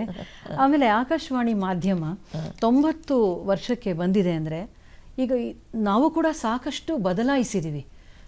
ಆಗ ಇದ್ದ ಹಾಗೆ, ಆಗ ಎಷ್ಟೋ ಕಷ್ಟ ಇತ್ತು, ಬೇರೆ ಬೇರೆ ರೀತಿ ರೆಕಾರ್ಡಿಂಗ್ ಸಿಸ್ಟಮೇ ಇರಲಿಲ್ಲ. ಆಗ ತುಂಬ ಕಷ್ಟಪಟ್ಟು ಕೆಲಸ ಮಾಡಿದಂಥವ್ರು. ಆಮೇಲೆ ಮೊದಲು ಲೇಬರ್ ಮಿನಿಸ್ಟ್ರಿಗಿತ್ತು, ಭಾಳ ಆಶ್ಚರ್ಯ ಅಂದರೆ. ಆಮೇಲೆ ಮಾಹಿತಿ ಮತ್ತು ಪ್ರಸಾರ ಖಾತೆಗೆ ಆಕಾಶವಾಣಿ ಬಂತು. ಆಮೇಲೆ ಪ್ರಸಾರ ಭಾರತಿ ಆಯಿತು, FM ಕೇಂದ್ರಗಳು ಬಂದವು. ಹೀಗೆ ಸಾಕಷ್ಟು ರೂಪ. ಈಗಂತೂ ವಿಶ್ವದಾದ್ಯಂತ ನಾವು ರೇಡಿಯೋನ ನಮ್ಮ ರೇಡಿಯೋ ಆ್ಯಪ್ ಮೂಲಕ, ನ್ಯೂಸ್ ಆನ್ ಏರ್ ಅಂತ ಒಂದು ಆ್ಯಪ್ ಇದೆ, ಎಲ್ಲಿ ಬೇಕಾದರೂ ಯಾರು ಬೇಕಾದರೂ ಕೇಳುವಂಥ ಇಷ್ಟರವರೆಗೆ ಆಕಾಶವಾಣಿ ಬಂದಿದೆ. ಈಗ ವೇವ್ಸ್ ಅಂತ ನಮ್ಮದೇ ಆದ ಒಂದು OTT ಪ್ಲ್ಯಾಟ್ಫಾರ್ಮ್ ಕೂಡ ನಮ್ಮ ಮಿನಿಸ್ಟ್ರಿ ಮಾಡ್ತಾ ಇದೆ. ಈ ಸಂದರ್ಭದಲ್ಲಿ ಈ ಎಲ್ಲ ಬದಲಾವಣೆಗಳು ಮತ್ತು ಈ ತಾಂತ್ರಿಕತೆ, ಈ ಹಿನ್ನೆಲೆಯಲ್ಲಿ ನೀವು ಆಕಾಶವಾಣಿಯನ್ನು ಹೇಗೆ ನೋಡ್ತೀರಿ? ಬದಲಾವಣೆ ಅವಶ್ಯ, ಮತ್ತು ಕಾಲಕ್ಕೆ ತಕ್ಕ ಎಲ್ಲ ಫೀಲ್ಡಿನಲ್ಲಿಯೂ ಬದಲಾವಣೆ ಬಂದುಬಿಟ್ಟಿದೆ. ಯಾಕೆ ನಾನು ಸಿಂಪಲ್ ನಿಮಗೆ ಹೇಳ್ತೀನಿ. 1968ರಲ್ಲಿ ನಮ್ಮ ಮನೆಗೆ ಫೋನ್ ಹಾಕಿಸ್ಬೇಕು ಅಂತಂದರೆ ಎಷ್ಟೋ ವರ್ಷ ಕಾಯಬೇಕಾಯಿತು. ಈಗ ಫೋನು ಲ್ಯಾಂಡ್ಲೈನ್ ಹಾಕಿಸ್ಕೊಳ್ಳೋರೇ ಇಲ್ಲ. ಲ್ಯಾಂಡ್ಲೈನ್ ಹಾಕ್ಸೋದು ಕಷ್ಟ ಆಗ್ತದೆ. ಲ್ಯಾಂಡ್ಲೈನ್ ಬಂತು, ಮೊಬೈಲ್ ಬಂತು, ಅದೇ ಥರ TV ಬಂತು, ಕಂಪ್ಯೂಟರ್ ಬಂತು. ಈಗ ನಮಗೆ ಬರೀ ಒಂದು ಸ್ಮಾರ್ಟ್ ಫೋನ್ ಫೋನ್ ಇದ್ಬಿಟ್ರೆ ನಾವು ಜಗತ್ತೇ ಅಂಗೈಯಲ್ಲಿದೆ ಅನ್ಬೋದು. ಬದಲಾವಣೆ, ಅದರಲ್ಲಿಯೂ ತಾಂತ್ರಿಕ ಬದಲಾವಣೆ ಅದು ಬಹು ಬೇಗ ಆಗ್ತಾಯಿದೆ. ಯಾಕಂದರೆ ಇದು ಟೆಕ್ನಾಲಜಿ ಏಜ್ ಇರೋದರಿಂದ ಬದಲಾವಣೆ ಜೀವನದ ಒಂದು ಅವಶ್ಯವಾದ ಭಾಗ. ನಾವು ಬದಲಾವಣೆ ಆಗಿಲ್ವಾ? ಒಂದು 90 ವರ್ಷದಲ್ಲಿ ಬೇಕಾದಷ್ಟು ಬದಲಾವಣೆ ಆಗಿ ಹೋಗಿದೆ. ಅಡುಗೆಯಲ್ಲಿ ಬದಲಾವಣೆ ಆಗಿದೆ, ಮಾತುಕತೆಯಲ್ಲಿ ಬದಲಾವಣೆ ಆಗಿದೆ. ನಮ್ಮ ಅಜ್ಜಿಯವರೆಲ್ಲ ಕುಕ್ಕರೇ ಗೊತ್ತಿರಲಿಲ್ಲ. ಇವತ್ತು ನನಗೆ ಕುಕ್ಕರ್ ಇಲ್ದೇ ಜನ ಹೇಗೆ ಅಡುಗೆ ಮಾಡ್ತಾರೆ ಅನ್ನೋದು ನೆನಪೇ ಇಲ್ಲ. ಗ್ರೈಂಡರ್ ಇಲ್ಲದೇ ಜನ ರುಬ್ಬಿ ಹೇಗೆ ಮಾಡ್ತಿದ್ರು ಅಂತ ಅನಿಸುತ್ತೆ ನನಗೆ. ಅಷ್ಟೇ ಬೇಡ, ಪೋಸ್ಟ್ ಕಾರ್ಡ್ ಇತ್ತು, ಈಗ ನಮಗೆ ಕಾರ್ಡ್ ಬರೆಯೋಕ್ಕೆ ಸಹಿತ ಆಗೋದಿಲ್ಲ. ಸೊ ಬದಲಾವಣೆ ಅದು ನಿರಂತರ. ಟೆಕ್ನಿಕಲ್ ಬದಲಾವಣೆ ಸಾಮಾಜಿಕ ಜೀವನವನ್ನೇ ಬದಲಾವಣೆ ಮಾಡ್ತಾ ಇದೆ. ಆ ದೃಷ್ಟಿಯಿಂದ ನಾನು ನೋಡಿದರೆ ಆಕಾಶವಾಣಿ ಅನೇಕ ಅಲೆಗಳ ಮಧ್ಯದಲ್ಲಿಯೂ ಸ್ಥಿರವಾಗಿ ನಿಂತ ಕಂಬದಂಗೆ ಕಾಣಿಸುತ್ತೆ. ಸ್ಥಿರವಾಗಿ ಇದೆ, ಹೌದು, ಕಂಬ ಅದು. ಸಾಗರದ ಮಧ್ಯದಲ್ಲಿ ಒಂದು ಕಂಬ, ಸಾಗರದ ದಡದಲ್ಲಿ ಒಂದು ಕಂಬ ಇದ್ದಾಗ ಅಲೆಗಳು ಬಂದು ಬಂದು ಬಡಿತದೆ. ಅದಕ್ಕೆ ಬದಲಾವಣೆ ಎಂಬುದು ಒಂದು ಅಲೆ, ಆ ನಂತರದಲ್ಲಿ ನಿಂತಿರೋದು ಒಂದು ಕಂಬ. ಅದು ಆ ಕಾಲ ಕಂಬದಲ್ಲಿ ಸ್ಥಿರವಾಗಿ ನಿಂತಿರೋ ಆಕಾಶವಾಣಿ ಎಷ್ಟೋ ಬದಲಾವಣೆಗಳಾಗ್ತಾ ಇರ್ತದೆ. ಆದರೆ ಆ ಬದಲಾವಣೆ ಹೊಂದಿಕೊಂಡು ಆಕಾಶವಾಣಿಯು ಬದಲಾವಣೆ ಆಗಿದೆ. ಅದರ ಗುಣಮಟ್ಟದಲ್ಲಿ ಅದನ್ನೇ ಉಳಿಸ್ಕೊಂಡಿದೆ. ಇದರಿಂದ ನನಗೆ ಆಕಾಶವಾಣಿ ಹೆಚ್ಚು ಪ್ರಿಯ ಅನಿಸುತ್ತೆ. ಅದು ಕೇಳುಗರನ್ನು ಸಿನ್ಸಿಯರಾಗಿ ಅಪ್ರೋಚ್ ಮಾಡ್ತದೆ. ಅದರೊಳಗೆ ಕಮರ್ಷಿಯಲ್ ಅಡ್ವಾಂಟೇಜ್ ಈ ಎಲಿಮೆಂಟ್ ಇರೋದಿಲ್ಲ. ನನ್ನ ಕಂಟೆಂಟ್ ಅಥವಾ ನನ್ನ ಮಾಹಿತಿಯನ್ನು ನನ್ನ ಕೇಳುಗರಿಗೆ ನಾನು 100% ನಿಷ್ಠೆಯಿಂದ ಕೊಡ್ತೀನಿ ಅನ್ನೋದು ಒಂದು ನಿಷ್ಠಾಭಾವ ಅದು ಇರೋದ್ರಿಂದ ನನಗೆ ಆಕಾಶವಾಣಿ ನನಗೆ ಪ್ಯೂರೆಸ್ಟ್ ಫಾರ್ಮ್ ಆಫ್ ಇನ್ಫಾರ್ಮೇಷನ್ ಅಂತ ಅನಿಸ್ತದೆ. ನೀವು ಮೊಬೈಲ್ ಬಗ್ಗೆ ಅಂದರೆ ತಾಂತ್ರಿಕತೆ ಬಗ್ಗೆ ಹೇಳಿದ್ವಿ. ಈಗಂತೂ ಆಕಾಶವಾಣಿ ಕೇಳಬಹುದು ಅಥವಾ ಏನೇ ಎಲ್ಲವೂ ಕೈನಲ್ಲಿದೆ, ಅಂಗೈನಲ್ಲಿದೆ. ಈ ಲೈಫ್ ಸ್ಟೈಲ್, ಯೂತ್ ಮತ್ತು ಮೀಡಿಯಾ ಈ ಮೂರೂ ಕೂಡ ನಾವು ಇತ್ತೀಚೆಗೆ ತುಂಬ ಪದೇ ಪದೇ ಪದೇ ನಮ್ಮ ಕಿವಿಗೆ ಅಪ್ಪಳಿಸುವ ಪದಗಳು. ಲೈಫ್ ಸ್ಟೈಲ್, ಮೀಡಿಯಾ ಮತ್ತು ಯೂತ್. ಮೀಡಿಯಾ ಹೇಳುತ್ತೆ ನಾವು ಯೂತ್ನ ಅಟ್ರ್ಯಾಕ್ಟ್ ಮಾಡಬೇಕು ಅಂತ, ಮತ್ತು ಲೈಫ್ ಸ್ಟೈಲು ಬದಲಾಗೋಗಿದೆ, ಆದ್ದರಿಂದ ಇಡೀ ದೇಶನೇ ಒಂದು ಏನೋ ಒಂದು ಬೇರೆಯೇ ಸ್ಥಿತಿಗೆ ಹೋಗ್ತಾ ಇದೆ ಅಂತ. ಈ ಮೂರನ್ನು ಸಮೀಕರಿಸಿ ನೀವೇನಾದರೂ ಹೇಳೋದಾದರೆ ನಿಮ್ಮ ಅನಿಸಿಕೆ? ಇದು ಕೇವಲ ನಮ್ಮ ದೇಶಕ್ಕಲ್ಲ, ಇದು ಜಾಗತಿಕ ಪ್ರಾಬ್ಲಮ್ ಇದೆ. ಈಗ ಮಕ್ಕಳು ಇದಕ್ಕೆ ಅಡಿಕ್ಟ್ ಆಗ್ತಾರೆ, ಫೋನಿಗೆ ಅಂತ ನಾವು ಅಂತೀವಿ. ಅದು ನಮ್ಮ ದೇಶ ಒಂದೇ ಇಲ್ಲ, ಎಲ್ಲ ದೇಶದಲ್ಲಿ ಒಂದಿದೆ. ಇಂಥ ಒಂದು ದೊಡ್ಡ ಬದಲಾವಣೆ, ಮೇಜರ್ ಚೇಂಜ್ ಬಂದಾಗ ಅದು ಶಾಂತವಾಗಲಿಕ್ಕೆ ಅನೇಕ ದಿನಗಳು ಬೇಕಾಗ್ತದೆ, ತಕ್ಷಣ ಅಲ್ಲ. ಎರಡನೇದು, ಇದು ಕಂಟೆಂಟ್ ಆಫ್ ದಿ ಏನಂತಾರೆ ಮಾಹಿತಿ, ಇದನ್ನು ಕೊಡುವ ಮೀಡಿಯಾ ಕಮರ್ಷಿಯಲ್ ಇದ್ದಾಗ ಅವರು ಅಟ್ರ್ಯಾಕ್ಟ್ ಮಾಡಲಿಕ್ಕೆ ಏನು ಬೇಕಾದ ಬದಲಾವಣೆ ಮಾಡ್ತಾರೆ. ನಿಮ್ಮಂಥ ಗೌರ್ಮೆಂಟ್ ಆರ್ಗನೈಸೇಷನು ನಿಮಗೆ ಅದು ಬೇಕಾಗಿರೋದಿಲ್ಲ. ಆದ್ದರಿಂದ ನಿಮ್ಮದು ಒಂದು ನಿಮ್ಮ ಕಂಟೆಂಟ್ ರೈಟಿಂಗಿಗೂ ಅವ್ರ ಕಂಟೆಂಟ್ ರೈಟಿಂಗಿಗೂ ಡಿಫ್ರೆನ್ಸ್ ಇರ್ತದೆ. ಇನ್ನು ಇದನ್ನು ಹೇಗೆ ಕಂಟ್ರೋಲ್ ಮಾಡೋದು? ಈಗ ಮೀಡಿಯಾ ಇನ್ಫ್ಲೂಯೆನ್ಸರ್ ಇದ್ದಾರೆ ಅಂತೀರಿ, ವಾಟ್ಸ್ಯಾಪ್ ಗ್ರೂಪ್ ಇರುತ್ತೆ, ಮಕ್ಕಳು ಅದಕ್ಕೆ ಓದೋದಕ್ಕಿಂತ ಹೆಚ್ಚು ನಾನು ಡಿಜಿಟಲ್ ಮೀಡಿಯಾದಿಂದ ಅದೇ ಕತೆ ನೋಡಬೇಕು ಅಂತಂತೀನಿ ಅಂತಾರೆ. ಆಮೇಲೆ ಆನ್ಲೈನ್ ಕ್ಲಾಸ್ ಇರೋದ್ರಿಂದ ಮಕ್ಕಳಿಗೆ ಕ್ಲಾಸ್ಗಿಂತ ಹೆಚ್ಚು ಮೊಬೈಲ್ಗೆ ಹುಕ್ ಹಾಕ್ತಾರೆ. ಅದರಿಂದ ಎಷ್ಟೋ ಸತಿ ಕಾಯಿಲೆಗಳು, ಕಣ್ಣಿನ ಕಾಯಿಲೆ, ಬೆನ್ನಿನ ಕಾಯಿಲೆಗಳು ಹೆಚ್ಚಾಗಿದೆ. ಇದು ಇರೋದು ಸತ್ಯ. ಅದಕ್ಕೆ ನಾನು ಯಾವಾಗಲೂ ಹೇಳ್ತೀನಿ, ಒಂದು ಇವೆಲ್ಲ ಹೊಸ ಮೆಥಡ್ಗಳು ಅಂದರೆ ಒಂದು ಚಾಕು ಇದ್ದ ಹಾಗೆ, ಒಂದು ಕತ್ತಿ ಇದ್ದ ಹಾಗೆ. ಒಂದು ಹಣ್ಣನ್ನು ಕಟ್ ಮಾಡ್ಬೋದು, ಒಂದು ಜೀವವನ್ನು ತೆಗಿಬೋದು. ಅದಕ್ಕೆ ನಾವು ಅದನ್ನು ಎಷ್ಟು ಬೇಕೋ ಅಷ್ಟನ್ನು ಉಪಯೋಗಿಸ್ಕೊಂಡ್ರೆ ಮಾತ್ರ ಇದು ನಮಗೆ ಜೀವನ ಸಾರ್ಥಕತೆಗೆ ಹೆಲ್ಪ್ ಆಗ್ತದೆ. ಇಲ್ಲಾಂದರೆ ಎಡಿಕ್ಟ್ ಆಗ್ತಾರೆ. ಅದನ್ನು ಸ್ಕೂಲ್ನಲ್ಲಿ ಹೇಳಬೇಕು, ಮನೆಯಲ್ಲಿ ಮಕ್ಕಳಿಗೆ ತಾಯಿ ತಂದೆ ಹೇಳಬೇಕು. ಅಷ್ಟು ನಾವು ತಿಳಿದಷ್ಟು ಸುಲಭ ಅಲ್ಲ ಅದು. ಅದಕ್ಕೆ ಒಂದು ನಿಟ್ಟಿನಿಂದ, ಒಂದು ಕಟ್ಟುನಿಟ್ಟಿನಿಂದ ಅದು ಬರಬೇಕಾಗ್ತದೆ. ಅದಕ್ಕೆ ವೇಳೆ ಬೇಕಾಗುತ್ತೆ, ತಕ್ಷಣ ಆಗೋದಿಲ್ಲ ಇದು. ಮೂರ್ತಿ ಸರು, ನೀವು ಇಬ್ಬರು ಸಿನಿಮಾಗಳಿಗೆ ತುಂಬ ಹೋಗ್ತಾ ಇದ್ರಿ, ಹಾಡುಗಳನ್ನು ಇಬ್ಬರು ತುಂಬ ಕೇಳ್ತಾ ಇದ್ರಿ. ಹಾಗೆ ನೀವಿಬ್ಬರು ಒಟ್ಟಿಗೆ ಕೂತು ಎಂಜಾಯ್ ಮಾಡುವ ಹಾಡುಗಳು, ನಿಮ್ಮ ಸಿನಿಮಾದ ಚಾಲೆಂಜು? ಮೂರ್ತಿಯವ್ರಿಗೆ ಅವರೇ ಸ್ವತಃ ಹಾಡ್ತಾರೆ, ಚೆನ್ನಾಗೇ ಹಾಡ್ತಾರೆ. ಅವರು ಇದನ್ನು ಹೇಳ್ತಾರೆ, ಸ್ವಾಮಿ ದೇವನೇ ಲೋಕಪಾಲನೆ ಹೇಳ್ತಾರೆ. ಆಮೇಲೆ ಇದು ಸ್ಕೂಲ್ ಮಾಸ್ಟರ್ ಎಲ್ಲ ಹಾಡು ಅವ್ರಿಗೆ ಬೈ ಹಾರ್ಟ್ ಇದೆ. ಮತ್ತು ಇನ್ನೊಂದು ಇದು ಯುಗಾದಿ ಕಳೆದರು ಯುಗಾದಿ ಸಾಕು ಮಗಳನ್ನ ಯಾವ ಸಿನಿಮಾ ಕುಲವಧುದಲ್ಲಿ ಲೀಲಾವತಿಯವ್ರದ್ದು ನೆನಪಿದೆ. ಅದರ ಹಾಡು ಹೇಳ್ತಾರೆ. ಅವ್ರದ್ದು ಎಲ್ಲ ನೆನಪುಗಳು ಹಳೆ ಬ್ಲ್ಯಾಕ್ ಆ್ಯಂಡ್ ವೈಟ್ ಸಿನಿಮಾ. ಹೊಸ ಕನ್ನಡ ಸಿನಿಮಾ ನೋಡಿದ್ದೇ ಕಡಿಮೆ. ಹಳೆ ಇವತ್ತಿಗೂ ಅವರ MP3 ಅದರಲ್ಲಿ ಇಟ್ಕೋತಾರಲ್ಲ, ಒಂದು 100 ಕನ್ನಡ ಹಾಡಿದೆ. ಅದನ್ನು ಅವರು ಕೇಳ್ತಾರೆ, ಹಾಡ್ತಾರೆ. ಅವರು ಹಿಂದಿ ಕೆಲವೊಂದು ಹಾಡು ಹೇಳ್ತಾರೆ. ಅದರೊಳಗೆ ಕನ್ನಡ ಹೆಚ್ಚು ಪ್ರೀತಿ ಹಾಡಿನಲ್ಲಿ. ನಾನು ಹಿಂದಿ, ಕನ್ನಡ, ಮರಾಠಿ 3 ನೋಟ್ ಮಾಡ್ತೀನಿ. ನನಗೆ ಸುಂದರವಾದ ಹಾಡು ಯಾವ ಭಾಷೆಯಲ್ಲಿದ್ದರೂ ಸಹಿತ ನಾನು ಎಂಜಾಯ್ ಮಾಡ್ತೀನಿ. ಎಷ್ಟೋ ಗುಜರಾತಿ ಹಾಡು ಒಳ್ಳೆ ವರ್ಡಿಂಗ್ಸ್ ಇದೆ, ಅದನ್ನು ಕೇಳ್ತೀನಿ. ಬೆಂಗಾಲಿ ಹಾಡಿದ್ರು ಕೇಳ್ತೀನಿ, ತೆಲುಗು ಹಾಡಿದ್ರು ಕೇಳ್ತೀನಿ. ನನಗೆ ಸುಂದರವಾದ ಟ್ಯೂನ್ ಜೊತೆಗೆ ಅದ್ರ ಮೀನಿಂಗ್ ಕೇಳ್ಕೊತೀನಿ ನಾನು ಮುಂಚೆ ಅರ್ಧ ಕಡೆಯಿಂದ. ಆಮೇಲೆ ನಾನು ಕೂತ್ಕೊಂಡು ಎಂಜಾಯ್ ಮಾಡಿರೋ ಅನೇಕ ಹಾಡುಗಳಿವೆ. ರಾಷ್ಟ್ರೀಯ ನಾಟಕ ಅಂತ ನಾವು ಪ್ರಸಾರ ಮಾಡ್ತಿದ್ವಿ, ನೀವು ಅದ್ರ ಬಗ್ಗೆ ಆಗಲೇ ಹೇಳ್ತಿದ್ರಿ. ಅಂದರೆ ಒಂದು ಅಸ್ಸಾಮಿ ನಾಟಕನ ನಾವು ಕನ್ನಡದಲ್ಲಿ ಕೇಳೋಕ್ಕಾಗುವಂಥದ್ದು, ಒಂದು ಗುಜರಾತಿ ಹಾಡನ್ನು ನಾವು ಕನ್ನಡದಲ್ಲಿ ಸಮುದಾಯ ಗೀತೆಯ ಸಂಗೀತ ಪಾಠ ಕೊಡುವಂಥದ್ದು, ಹೀಗೆ ಈ ಎಲ್ಲ ಹಿನ್ನೆಲೆಯಲ್ಲೂ ಕೂಡ ಆಕಾಶವಾಣಿ ಕೆಲಸ ಮಾಡಿ. ಈ ಕೊಳ್ಳುವಿಕೆ ಬಗ್ಗೆ ಆ್ಯಕ್ಚುಲಿ ಒಂದು ಮಾಧ್ಯಮದಿಂದ ಇನ್ನೊಂದು ಮಾಧ್ಯಮಕ್ಕೂ ಹೋಗೋದು ನಿಜ ಜೀವನದಲ್ಲಿ ನೀವು ಅದನ್ನು ಡಿವೈಡ್ ಮಾಡ್ಬೋದು. ಇದು ಸಂಗೀತ, ಇದು ಆಕಾಶವಾಣಿ, ಇದು ಚಲನಚಿತ್ರ, ಇದು ಸ್ಟೇಜ್ ಪ್ಲೇ. ಆದರೆ ಅವೆಲ್ಲವೂ ಅಣ್ಣ ತಮ್ಮಂದರೆ ಅಥವಾ ಅಕ್ಕ ತಂಗಿಯರೇ, ಎಲ್ಲವೂ ಕಲಾ ಮಾಧ್ಯಮ, ಎಲ್ಲವೂ ಕಲಾ ಎಲ್ಲ ಅಭಿವ್ಯಕ್ತಿ. ಹೌದು. ಹೀಗಾಗಿ ನನಗೆ ಅದರ ಬಗ್ಗೆ ಎಲ್ಲಿ ಮಾಡಿದ್ರೆ ಸಹಿತ ಅದರೊಳಗೆ ನಾವು ಕಂಪಾರ್ಟ್ಮೆಂಟ್ ಒಳಗೆ ಓಡಾಡ್ತಿರ್ತೀವಿ ಅನಿಸುತ್ತೆ. ಈಗ ಉತ್ತಮವಾದ ಅಸ್ಸಾಮದ ಒಂದು ಒಳ್ಳೆಯ ಕಥೆ ನಾವು ಕನ್ನಡದಲ್ಲಿ ಕೇಳಿದ್ರೆ ನಂಗೆ ಸಂತೋಷ ಅನಿಸುತ್ತೆ. ಯಾಕೆಂದರೆ ನಮಗೆ ಅಸ್ಸಾಂ ಭಾಷೆ ಓದೋಕ್ಕೆ ಬರೋಲ್ಲ, ಮತ್ತು ಗುಜರಾತಿ ಭಾಷೆ ಓದೋಕ್ಕೆ ಬರೋಲ್ಲ.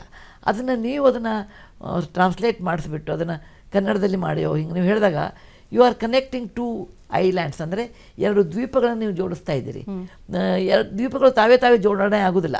ಭಾಷೆ ಅನ್ನೋದು ಯಾವುದೇ ಭಾಷೆ, ಗುಜರಾತಿ ಭಾಷೆ, ಕನ್ನಡ ಭಾಷೆ 2 ಬೇರೆ ಬೇರೆ. ನೀವು ಆಕಾಶವಾಣಿಯವರು ಒಂದು ಸೇತುವೆ ಥರ ಕೆಲಸ ಮಾಡಿ ಉತ್ತಮವಾದ ಗುಜರಾತಿ ಸಾಹಿತ್ಯವನ್ನು ಕನ್ನಡಕ್ಕೆ ತರ್ತಿದ್ದೀರಿ, ಅದು ಬಹಳ ಸಂತೋಷ. ಅದೇ ಥರ ಕನ್ನಯ್ಯಲಾಲ್ ಮುನ್ಷಿಯವರು ಕೃಷ್ಣಾವತಾರ ಬರೆದದ್ದನ್ನು ಸಿದ್ದವನಹಳ್ಳಿ ಕೃಷ್ಣ ಶರ್ಮರು ಅದು ಕನ್ನಡದಲ್ಲಿ ಕೃಷ್ಣಾವತಾರ ಮಾಡಿದ್ದು. ಅದನ್ನು ನಾವು ಬಾಲ್ಯದಲ್ಲೆಲ್ಲ ನಾವೆಲ್ಲ ನಮ್ಮ ಜನ್ರೇಷನ್ ಓದಿದೆ. ಅದನ್ನು ಸಂಯುಕ್ತ ಕರ್ನಾಟಕದಲ್ಲಿ ಧಾರಾವಾಹಿಯಾಗಿ ಬರ್ತಾಯಿತ್ತು ಹಿಂದಕ್ಕೆ, ಅಥವಾ ಕರ್ಮವೀರದಲ್ಲಿ ಬರ್ತಾಯಿತ್ತು. ಹೀಗೆ ಈ ಕಲಾ ಮಾಧ್ಯಮಗಳು ಬೇರೆ ಆದರೂ ಸಹಿತ ಅದನ್ನು ರಸಿಕರಿಗೆ ಅದು ಬಹಳ ಸಂತೋಷನೇ ತರುತ್ತೆ ಅಂತ ಹೇಳಿ ಬಯಸ್ತೇನೆ.